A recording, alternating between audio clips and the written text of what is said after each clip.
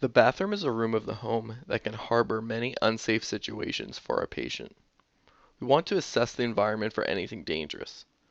First thing we do when we walk into the room is to assess the lighting. Is there adequate lighting for our patient? In this case, there appears to be so.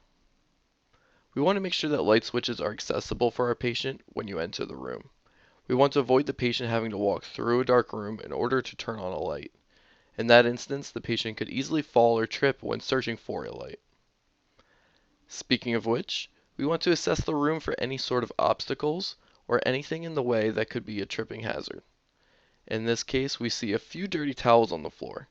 These items can be tripped on or slipped on and become a safety issue for our patient. Now let's take a further look at the room and take note of anything else that we observe along the way. Let's head to the sink area, where we first notice that there are two electric appliances still plugged into the outlet. When these items are not in use, they should not be left plugged in, especially this close to a water source. This could result in a shock. These items should be properly stored and put away when not in use. Next, we want to test the water in the sink area. We want to make sure that it does not exceed 120 degrees Fahrenheit. Excessively hot water can result in burns for our patient. You might want to test both the sink area and the shower or bath area if necessary. Moving on to the counter area, we see a lot of medications. The bathroom is a common place for people to store their medications. Adults 65 years and older are twice as likely to visit the emergency room due to improper use of medications.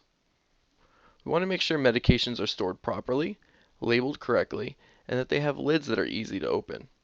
In this instance, we notice there's a bag with a few pills in it that aren't identified or in their original storage containers. This can become an issue for our patient and others within the home. Also on the counter, we notice that there is a candle burning. This may seem like a great idea, but an open flame could result in a fire hazard if our patient forgets to properly extinguish that flame. Now let's move on to the toilet area. We want to see if there is a need for any sort of grab bars or anything to help our patient properly get on and off of the toilet. We also notice on the floor, at the base of the toilet, we have one of our tripping hazards, our dirty towel that needs to be put away.